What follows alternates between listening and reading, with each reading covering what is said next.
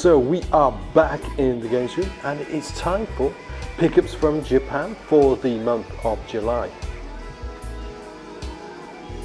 So what goodies did I pick up in July? Well, I got a load of shooters, lots of them. Some on the PlayStation 1 and also some Famicom games as well.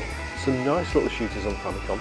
And of course some PC Engine games as always, which I'll finish on. So let's take a look at the games.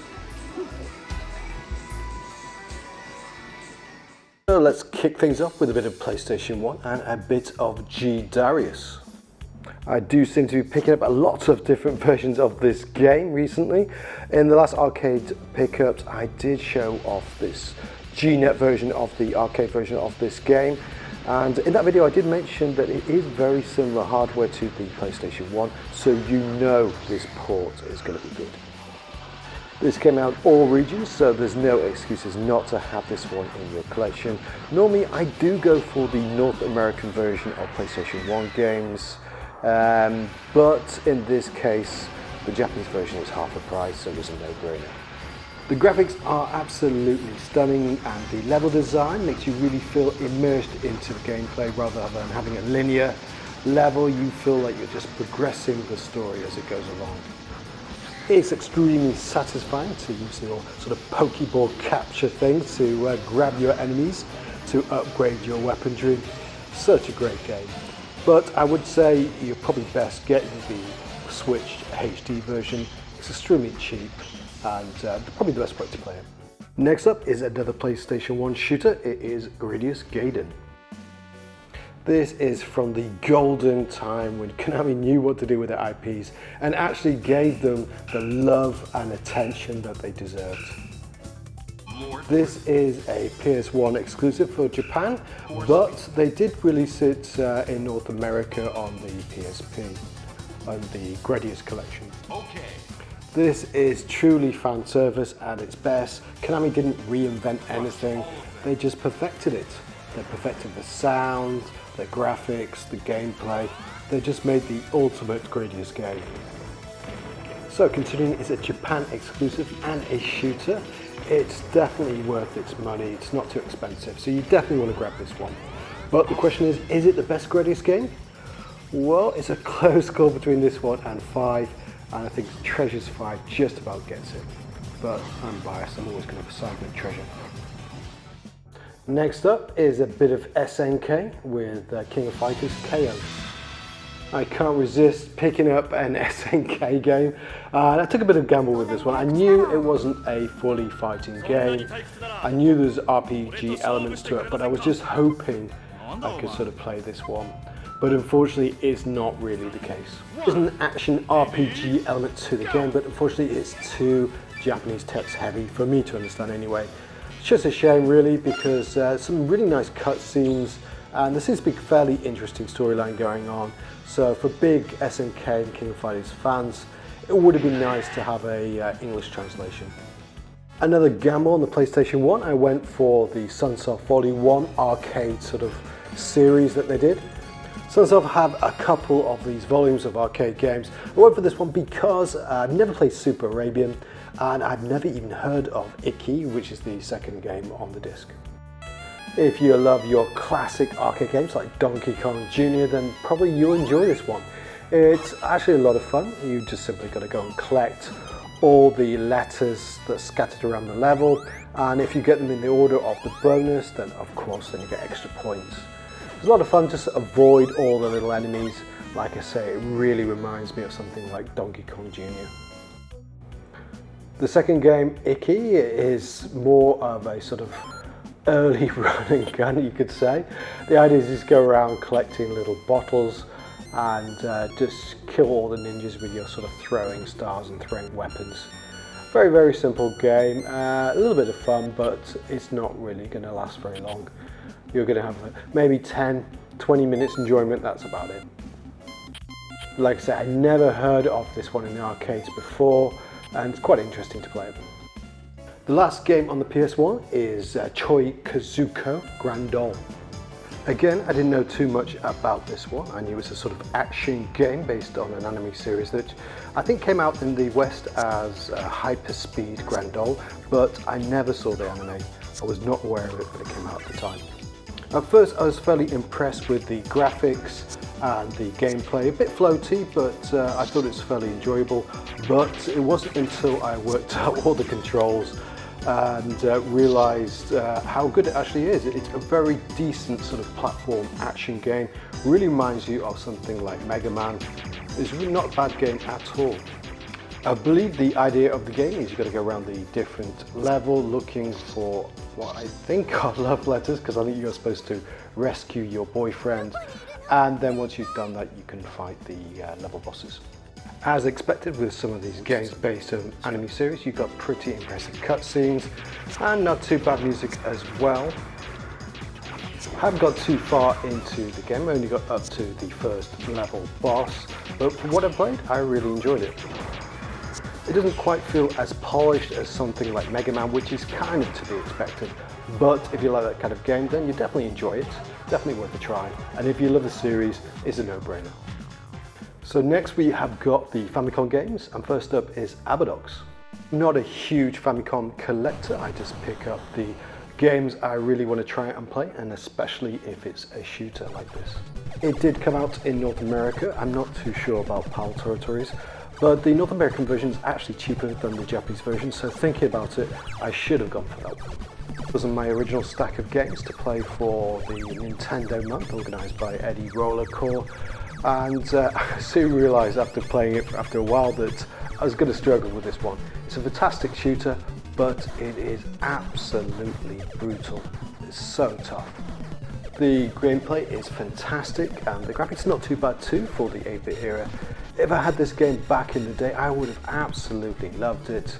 The difficulty level makes it so much good value for money. You really need to master the game and probably once CC it if you want to complete it. This is exactly what you wanted back in the day. You wanted a game to play again and again, really master it. It really is value for money. It's just a shame I don't have the time and patience like I did back in the day, so it is a little bit frustrating, but still a very good game. Next up is Compile's Gunnak. After hitting a wall on the third stage in Aberdox, I moved on to Gunnak, and I felt at home immediately with this one. I love compile shooters, and anyone who's played compile shooters will know exactly how this works and how much quality this game is. Like I mentioned before, I'm not a massive Famicom collector, and I don't normally pick up box complete games as well, for I just go for the loose carts unless I feel a certain degree of attachment to the game, and I may well be looking out for a box complete version of this one. I have slowly become attached to this one. I absolutely love this shooter. Again, this one came out in North America. I'm not too sure about PAL, but if you go for the North American version, it's ludicrously expensive. So if I do go for box complete, it's going to be the Japanese version for sure. I believe there's a little bit of censorship on the North American version too. There's no way Nintendo America are going to allow cigarettes to be floating around the screen attacking you. If you're familiar with the Elite series, then you'll feel well at home with the weapons upgrade system. The only big difference here is the super bombs. You've got multiple different types of them, and depending on the last one you picked up is the one that it will be selected to. There's a nice little feature there and some quite interesting super bombs. Some of them help you and some of them hinder you at certain times in the game. Like Compile's other shooters, this game excels with its silky smooth gameplay. This truly is a fantastically slick shooter.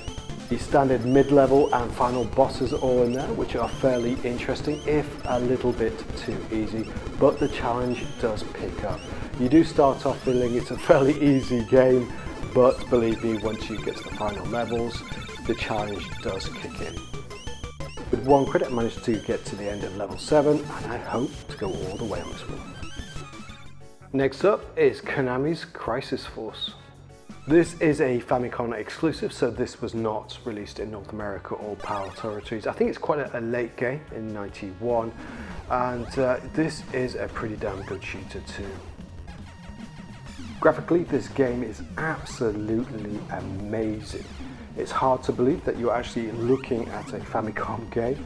Some amazing parallax scrolling, and I have no idea what black magic Konami got up to actually get this to work on a Famicom.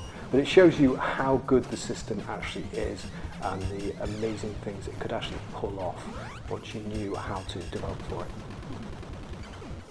Game mechanics wise, it is fairly standard. All the weapons are there that you would expect, but you have these additional orbs that once you get enough of them, you power up into some sort of fire bird, which definitely gives you a sort of Gatchaman Battle of the Planets vibe, which for me is a good thing. Unfortunately, Gunnak has been taking up most of my time and attention, so I haven't played this one too much. I've only got up to like the 3rd or 4th level, but what I have played, this really is an amazing shooter. I really enjoyed the first couple of the levels. I will be going back to this game as soon as I've finished up with Gunnak, as I believe this game gets even better on the later levels, which is pretty hard to believe. It can get even better than this. I'm super stoked to actually get this one and play it finally, and I have to say I thought it was going to be overhyped, but it's not. This is a damn good game. And the last Famicom game is Samurai Pizza Cats.